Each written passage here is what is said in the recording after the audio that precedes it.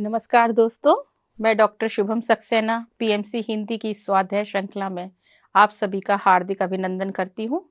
दोस्तों, आज जो पुस्तक मैं आपके सामने लेकर आई हूँ वो है इंट्यूशंस, जिसके लेखक हैं ओशो जी।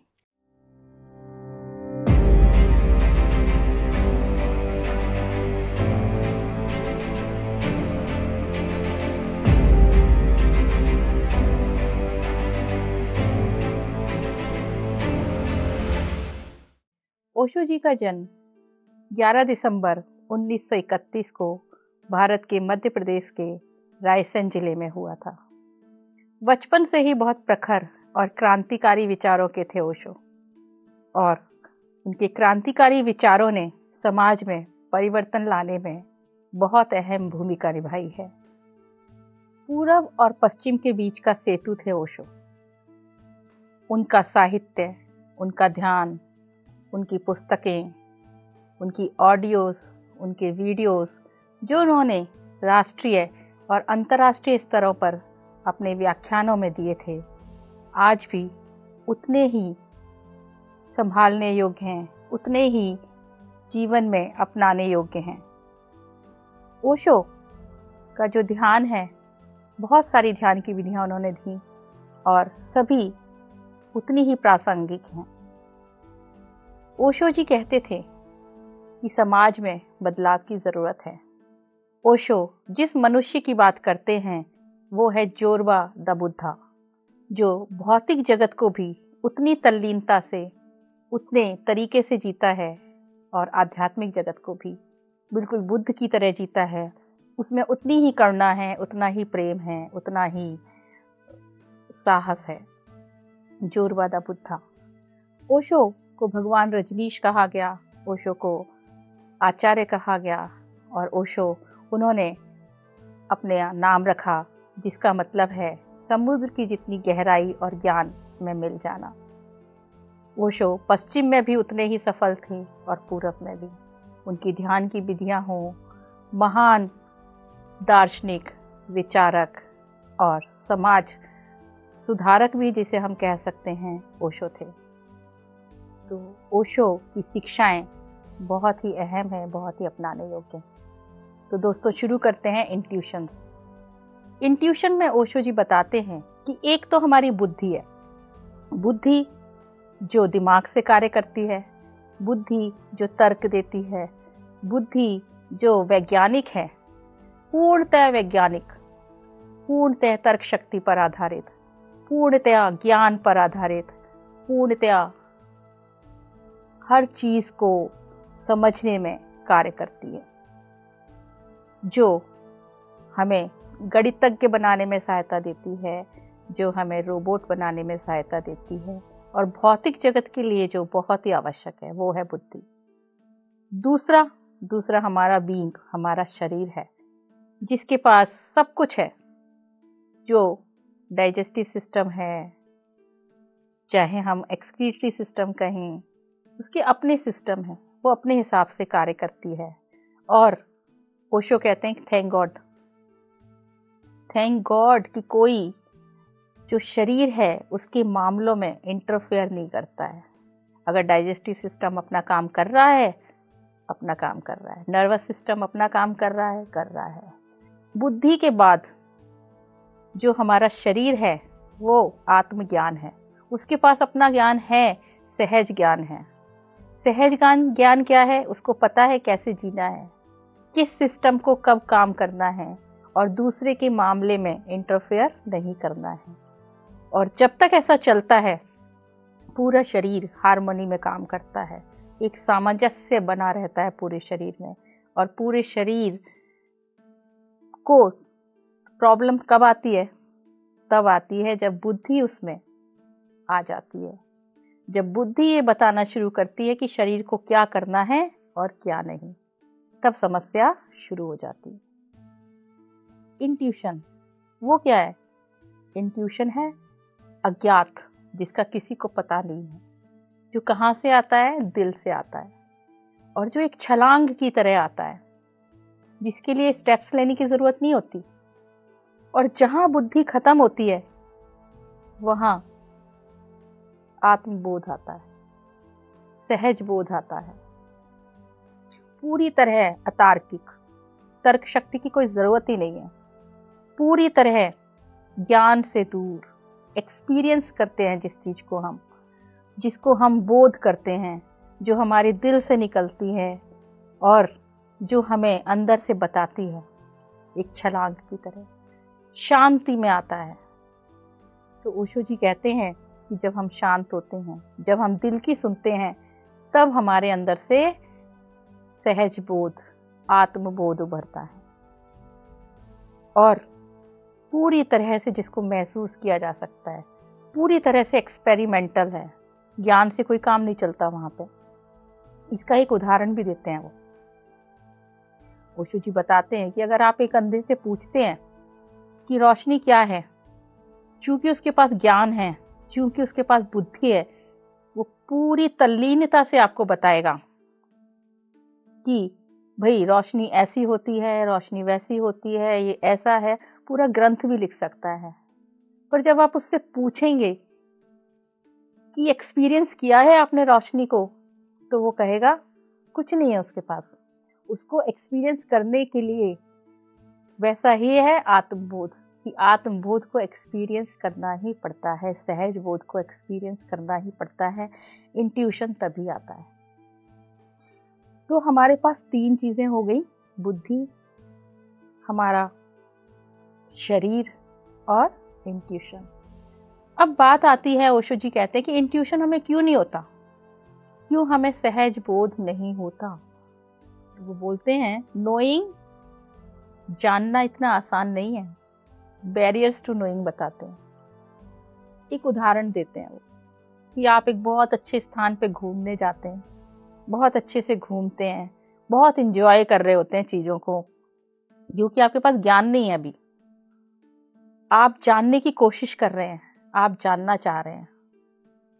एक फूल को उठाते हैं, बहुत सुंदर लगता है, आप उसको, उसकी सुंदरता की आप तारीफ कर रहे होते हैं, मन में महसूस कर रहे होते हैं। क्यों? क्योंकि आपके पास अभी ज्ञान नहीं है, बुद्धि आपका काम नहीं कर रही है, आप अननोन की तरफ जा रहे हैं। और जैसे ही मान लीजिए उस फूल को बदल के गुलाब का कर देते हैं या गेंदे का कर देते हैं, अब तो आपके पास ज्ञान ही ज्ञान है, अब आप उसको एंजॉय नहीं कर सकते। जहाँ आपकी बुद्धि इंटरफेयर करती है, जहाँ आपकी बुद्धि बीच में आ जाती है, जहाँ ज्ञान बीच में आ जाता है, जहाँ तर्क बीच में आ जाता है, वहाँ सहज बोध खत्म हो जाता है। आप सोचेंगे ये गुलाब का फूल है, ये छोटा क्यों है, ये गुलाबी कम क्यों है, ये गेंदे का फूल है। तो अगर आप ज्ञान से देखना चाहेंगे तो आपको कभी भी आत्मबोध और सहज बोध नहीं होगा। तो बैरियर्स टू नोइंग में वो बताते हैं कि हम कैसे जान सकते हैं, कैसे हम सहज बोध कर सकते हैं।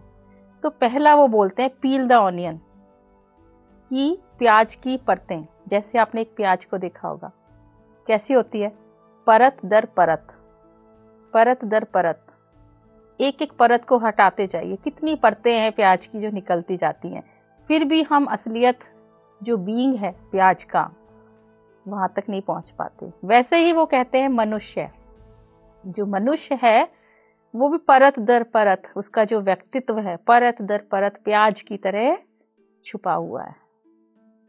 और जब तक वो प्याज के अंदर व्यक्तित्व रहेगा, तब तक हम अपने आप को, अपने सहज बोध को, अपने आत्मबोध को, अपने इंट्यूशन को नहीं समझ सकते। तो क्या करना है, पील द ऑनियन, एक एक परत हटाती जानी है, एक एक परत। अब एक एक परत कैसे हटेगी, उसकी भी उन्होंने बहुत सारी स्ट्रैटेजीज बताई हैं। स्ट्रैटेजीज वो बताते हैं कि ये कोई एक समय का काम नहीं है, इसके लिए सदियों से तैयारी की गई है। ओपन हम ना हो जाएं उसके लिए प्रैक्टिस की गई है, कंडीशनिंग की गई है हमारी। तो पहली परत जो है वो क्या है, वो है हमारी इंद्रियां। जो हमारी इंद्रियां हैं वो कैसी है, सच्चाई देखना नहीं चाहती, सच्चाई सुनना नहीं चाहती, कुछ समझना नहीं चाहती। हमारे कान, हमारी आँखें, हमारी नाक, सबका एक काम है। कान जो सुनते हैं हमारे आसपास कितना मधुर, कितना सुंदर संगीत बहता रहता है, जो हमें प्रकृति से मिला है, जो ब्रह्मांड में जिसकी आवाज़ सुनाई देती है। हम सुन पाते हैं? नहीं सुन पाते। हम क्या सुन रहे हैं? आर्टिफिशियल संगीत सुन के हम बहुत खुश हो जाते हैं। हमारी नाक, जिसका काम क्या है? सूंघना, सूंघ पाती है क्या? नहीं। आप एक कुत्ते को देख लीजिए, आसपास सूंघ करके क्या क्या बता सकता है वो। एक घोड़ा मीलों दूर की बात बता सकता है सूंघ करके। और एक हिरन, जिसकी कानों में और सूंघने की शक्ति इतनी तेज है कि अगर एक पत्ता भी गिरता है तो वो ऐसे करके देखता है और पता लगाता है कि कोई खतरा तो नहीं आया, और खतरा आने से पहले वो एक्शन लेके भागता है। क्या चौकड़ी मारता है वो। तो कहाँ गई हमारी सूंघने की शक्ति? कहाँ गई हमारी सुनने की शक्ति? और हमारी आंखें, हमारी आंखें तो किसी से आंख मिला के बात करना ही नहीं चाहती। जब भी हम किसी से बात करते हैं, हम क्या करते हैं? आंख झुका के बात करते हैं। हमारी आंखें कुछ और कह रही होती हैं और शरीर कुछ और कह रहा होता है। तो आंखें आंखों का काम नहीं कर रही। एक माँ अपने बेटे को गले नहीं लगा सकती, डरती है। एक बेटी अपने पिताजी के गले नहीं लग सकती, वो भी हिचकती है। क्यों? क्योंकि हम ओपन हो जाएंगे। हम टच करना नहीं चाहते, हम फील करना नहीं चाहते, हम महसूस करना नहीं चाहते। समाज की जो कंडीशनिंग की गई है, और ये कोई एक दिन में नहीं हुआ है, सदियों से, सदियां लगी हैं इसमें, समय लगा है इसमें, कि हम जो हमारी ओरिजिनलिटी थी वो भूलते जा रहे हैं। हम आंखों से वही देखते हैं जो हमें समाज दिखाता है, हम कानों से वही सुनते हैं जो हमें समझाया जाता है, हम आंख मिला के बात पसंद नहीं करते, हम हाथ जोड़ के बात करते हैं, हम गले मिलना पसंद नहीं करते, हम हाथ मिलाना पसंद नहीं करते। तो ये जो सारी हमारी इंद्रियां हैं, करप्टेड, भ्रष्ट हो चुकी हैं एक तरीके से। और इनको भ्रष्ट किसने किया है? हमने किया है, और हमने इसकी प्रैक्टिस की है सदियों से। कोई एक दिन का काम नहीं है ये हमें सिखाया गया है, हमें समझाया गया है, उस हिसाब से ही हम काम करते हैं। तो ओशो जी बताते हैं कि इस पहली परत को कैसे ठीक किया जा सकता है। बहुत ही सरल है, बहुत ही आसान है। वो बोलते हैं, फील, थिंकिंग टू फीलिंग। जो आपने सोचा उसको फील करना शुरू कीजिए, दिल की सुनना शुरू कीजिए। जब आप फील करेंगे, आप घास के पास जाइए, आप नेचर के पास जाइए, आप पानी के पास जाइए, आप समुद्र के पास जाइए। जब आप नेचर के पास जाते हैं, आप घास के पास बैठते हैं, तो पहला काम क्या होता है? घास को तोड़ना शुरू कर देते हैं। ओशो जी कहते हैं कि मैंने तो घास में या लॉन में बैठ करके बात करना ही बंद कर दिया। लोग बैठ करके उसको उजाड़ देते हैं। आपने क्या करना है? बैठना है, उसको महसूस करना है।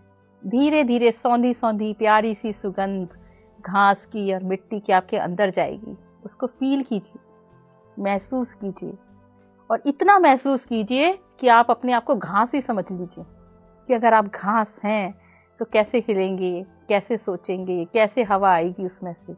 जब आप फील करेंगे, अपने आप को घास समझेंगे, तो आप ओपन होते जाएंगे, आपके अंदर का बोध शुरू हो जाएगा। इसी तरीके से आपने करना है। नदी के पास बैठ जाइए, अपने आप को पानी समझिए, सूरज की किरणों के साथ कीजिए, अपने को किरण समझिए, विंड, हवा के साथ कीजिए। और जैसे जैसे आप ये प्रैक्टिस करते जाएंगे, आप धीरे धीरे ओपन होते जाएंगे, आप इंजॉय करेंगे, आप फील करेंगे, और ये जो पहली परत है ये धीरे धीरे हटनी शुरू हो जाएगी। और ये भी कोई एक दिन में नहीं होगा, इसके लिए भी जैसे सदियों लगी है ना, वैसे इसमें भी टाइम लगेगा। दूसरी परत की बात करते हैं।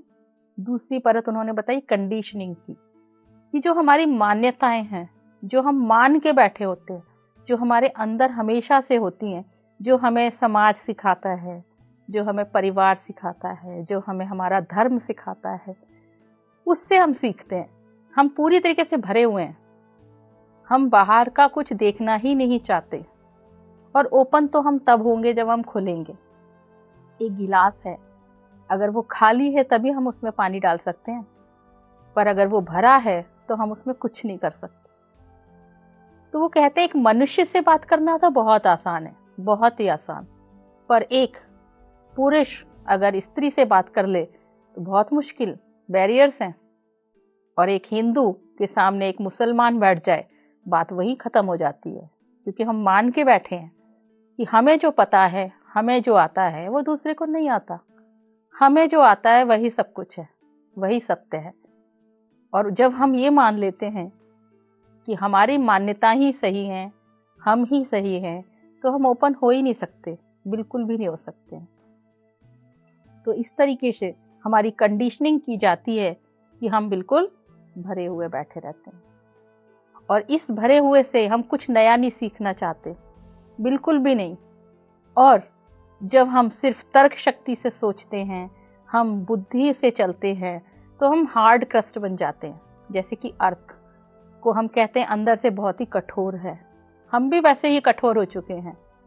कहाँ है हमारे अंदर मानवीयता? कहाँ हम ओपन हैं? कहाँ हम सीखना चाहते हैं? तो हार्ड क्रस्ट पे आप कुछ भी कहेंगे, कुछ फर्क नहीं पड़ता। तो अपने आप को टटोलना है, और इसके लिए वो बताते हैं कि हमें लाइफ में ओपन होना है, हमें खुलना है। जो भी नई चीज़ आ रही है उसको अपनाना है, पुरानी मान्यताओं को छोड़ते जाना है, नई मान्यताओं को अपनाते जाना है। एडवेंचरस लाइफ है जो भी नई चीज़ आ रही है ओपनली उसको एक्सेप्ट करिए, लाइफ को एक एडवेंचर बनाइए, हर नई चीज़ का स्वागत कीजिए, हर नई चीज़ को आप अपनाने की कोशिश कीजिए। और धीरे धीरे जब आप ओपन होंगे, आप नर्म होंगे, आप दूसरों को सुनेंगे, आप समझने की कोशिश करेंगे, और धीरे धीरे इस तरीके से आप जो दूसरी लेयर है, जो आप में सीखने की शक्ति बढ़ती जाएगी, आप दिल की सुनना शुरू करेंगे, तो जो तीसरी लेयर है ना, वो धीरे धीरे अपने आप खत्म हो जाएगी, पर इसमें भी समय लगेगा। अब ओशो जी बताते हैं तीसरी लेयर। तीसरी लेयर हमारी क्या है? युक्तिकरण की। युक्तिकरण क्या है? हम दूसरों की बात को सुनते हैं, क्योंकि वो बात नई है, हम उसको काट देते हैं अपनी युक्तियों से, और दूसरे की बात को सुनना ही नहीं चाहते। और ओशो कहते हैं बहुत ही सरल चीज़ है ये, आप दूसरों की बात को काट दें, पर सबसे बड़ी बात यह है कि वो आपका कुछ भी मौलिक नहीं है उसमें। आप जो भी एक्सप्लेनेशन दे रहे हैं या हर बात को जो आप समझा रहे हैं, that are borrowed from others. जो भी चीज़ आप लेते हैं वो दूसरों से ली हुई है, आपकी खुद की मौलिक नहीं है, क्योंकि आपने कभी उसको महसूस नहीं किया है, क्योंकि आपने कभी उसका एक्सपीरियंस नहीं लिया है। आपने जो तर्कों की बात की है वो भी आपके नहीं है। तो जब आप दूसरों की बातों को तर्कों से काटते हैं तो अपने आप को बंद कर रहे हैं। इसके लिए क्या है? क्लैरिटी ऑफ थॉट्स, कि आपके दिल में जो आ रहा है उसकी सुन लीजिए और अपने आप को ओपन करना शुरू कीजिए। और जो युक्तिकरण आपने अपना रखा है, ना सीखने का ना समझने का, तो उसको धीरे धीरे ओपननेस मिलती जाएगी, आप खुलते जाएंगे, आपके विचारों में क्लैरिटी आती जाएगी। आप सच का साथ दीजिए, जब आप सच का साथ देंगे तो भी आप ओपन हो जाएंगे। और हर चीज़ को अपना मौलिक बनाइए, दूसरों से बोरो मत कीजिए, दूसरों की चीज़ों को मत उठाइए, दूसरों के विचारों को मत उठाइए। पहले फील कीजिए, महसूस कीजिए और दिल की सुनिए, और किस हिसाब से आप अगर काम करते हैं तो ये जो तीसरी परत है ये भी धीरे धीरे हट जाएगी। इसके बाद चौथी परत बोलते हैं भावुकता। हम कहते हैं हम बहुत भावुक हैं, पर हम भावुक कहाँ हैं? हम कहते हैं हमें बहुत सिंपैथी है आपसे। भावुकता और सिंपैथेटिक बिहेवियर सिर्फ दूर से ही दिखाते हैं हम, कभी हम दिल की सुनते हैं? अगर हम भावुक होते तो एम्पैथेटिक होते। हर सिचुएशन में, हर कंडीशन में हम वही करते जो ये सोच के करते कि सामने वाला जो बैठा है वो किस कंडीशन में बैठा है। हम दिल की सुनते। और दिल जो कहता उसे तुरंत करते, उसको सोच के टाइम बर्बाद नहीं करते, क्योंकि जहां हमने सोचा, जहां हमने टाइम बर्बाद किया, वहां बुद्धि आ जाती है। और जब जो दिल में आ रहा है और हम उसकी सुन रहे हैं तो हम उसे तुरंत करेंगे। अगली परत वो बताते हैं कि आपकी जो सारे बॉडी ऑर्गन्स हैं, जैसे कि बॉडी आपकी काम करती है, कैसे करती है? कोई किसी के मामले में इंटरफेयर नहीं करता, कोई किसी के मामले में बीच में नहीं आता। तो हमें भी किसी के मामलों में बीच में जाने की ज़रूरत नहीं है। पर हम क्या करते हैं? हर जगह खुद को फंसा देते हैं, हर जगह बुद्धि पहुंचा देती है आपको। जैसे कि डाइजेस्टिव सिस्टम काम कर रहा है, नर्वस सिस्टम अपना काम कर रहा है, रेस्पिरेटरी सिस्टम अपना काम कर रहा है, हमारी स्किन अपना काम कर रही है, हमारी टंग अपना काम कर रही है, बोलने का काम, सुनने का काम, देखने का काम, सब अपना काम कर रहे हैं और कोई किसी के काम में बीच में नहीं आता। तो अगर हम इस परत को दूसरों के बीच में जा कर के उसको रोकना, उसको टोकना छोड़ दें और अपने काम से काम रखें, तो पूरी जो मनुष्यत्व है, पूरी मनुष्यता है, वो हार्मनी में आ जाएगी। सब आराम से अपना अपना काम करेंगे, अपने दिल की सुनेंगे, कोई किसी के, दिमाग अपना काम करेगा, बुद्धि अपना काम करेगी, दिमाग और बुद्धि तो एक ही है, दिल अपना काम करेगा और आपकी जो शरीर है वो अपना काम करेगा।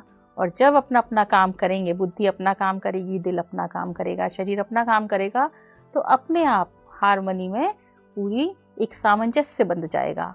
और ये जो इंट्यूशन है, जिसे आत्मबोध कहा गया है, जिसे सहज बोध कहा गया है, जो अज्ञात की तरफ ले जाता है, अनजान की तरफ ले जाता है और आपको के अंदर प्रेम और करुणा जगाता है, ये आपको अपने आप ही आसानी से होने लग जाएगा। जो छठवीं लेयर है, 6th लेयर, वो बोल रहे करप्टेड इंट्यूशंस है। करप्टेड इंट्यूशंस इसलिए कहा है कि जो हमारे इंट्यूशंस हैं वो भी भ्रष्ट हो चुके हैं एक तरीके से। वो कैसे? वो बताते हैं कि जैसे आपके घर में महिला है, महिलाएं होती हैं करुणा, दया, ममता, माया, इसमें फंसी हुई, बहुत प्यार करती हैं। उनके अंदर इंट्यूशंस आसानी से आ जाते हैं, उनको सहज बोध होता रहता है, पर हमेशा नहीं होता, अचानक से हो जाता है, एक फ्लैश लाइट की तरह। तो ये जो इंट्यूशन है ये करप्टेड है, स्थायी नहीं है, अचानक से कभी कौंध जाता है। और जो चीज़ अचानक से होती है उस पर हम हमेशा विश्वास नहीं करते, कई बार सही भी हो सकती है और कई बार गलत भी हो सकती है। तो अब ये गलत चीज़ हो रही है, बच गए, तो हमेशा सही हो, हमेशा आपको इंट्यूशन आए, ऐसा होना ही चाहिए। तो इसके लिए ओशो जी कहते हैं कि जो फ्लैश लाइट की तरह आया और फ्लैश लाइट की तरह ही चला गया, उस पर किसी ने विश्वास नहीं किया, तो इसको स्थायी कैसे बनाया जाए? तो इसको स्थायी बनाने का उन्होंने बोला है कि ध्यान। आपने क्या करना है? आपने ध्यान करना है। और जब आप ध्यान करते हैं, जब आप ध्यान में बैठते हैं, तो आप एक अज्ञात की तरफ जाते हैं।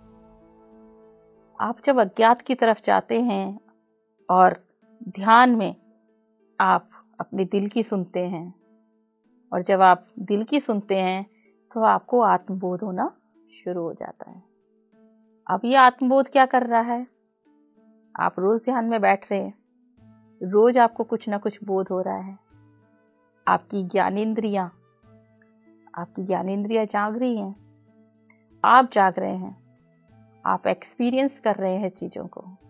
और जब आप चीज़ों को एक्सपीरियंस कर रहे हैं, महसूस कर रहे हैं, थिंकिंग टू इंट्यूशंस की तरफ जा रहे हैं, तो ओशो जी बताते हैं अब आपको आपका गुरु मिल चुका है। जब आपके पास आत्मबोध आना शुरू हो जाता है, आप ध्यान में बैठ जाते हैं, तो जो बोध होता है ना, वो परमानेंट होता है, हमेशा के लिए होता है, हर बार आता है। जितनी बार आप ध्यान में बैठेंगे आपको आत्मबोध होगा। एक बच्चे को देखिए आप, कितना सहज है, कितना सरल है। जीसस क्राइस्ट ने कहा था कि बच्चे ही भगवान की दुनिया में प्रवेश करने के लिए तैयार हैं।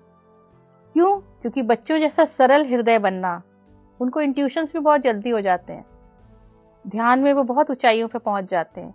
तो बच्चे जैसा सरल हृदय बनना बहुत ही मुश्किल काम है एक मनुष्य के लिए। बच्चे आसानी से सीखते हैं, जजमेंटल नहीं होते हैं, जो उनको बताया जाता है वो वैसे कर लेते हैं। तो आत्मबोध के लिए बच्चों जैसा सरल सहज बनना बहुत ज़रूरी है। ध्यान में जाना बहुत ज़रूरी है, और ध्यान में आपको किसी बाहर गुरु की ज़रूरत नहीं पड़ती। आपकी जितनी भी समस्याएं हैं उनका मार्गदर्शन आपको ध्यान में मिल जाता है। आपको एक गुरु मिल जाता है जिससे आप जो भी जानना चाहें वो आपको ध्यान में मिल जाता है। तो ये थे ओशो की परतें। पील द ऑनियन, एक एक परत हटाते जाइए और इंट्यूशन के करीब आप पहुंचते जाइए। तो दोस्तों, पहली परत हमारी इंद्रियां, दूसरी परत मान्यताएं, तीसरी परत युक्तिकरण और चौथी परत भावुकता, छठवीं परत कि हमें हार्मोनाइज करता है चीज़ों को, और छठवीं परत है आपकी करप्टेड इंट्यूशन, जिसे परमानेंट हम सिर्फ ध्यान के माध्यम से बना सकते हैं। तो दोस्तों, आज की इस श्रृंखला में इतना ही। मैं आपसे फिर मिलूंगी भाग 2 में, इंट्यूशन, जिसके लेखक ओशो हैं। तब तक के लिए मैं आप सभी का आभार व्यक्त करती हूँ कि आपने मुझे सुना और इस पुस्तक के स्वाध्याय में अंत तक आप मेरे साथ बने रहे। आप सभी को नमस्कार। हम फिर मिलेंगे इंट्यूशन भाग 2 में। धन्यवाद।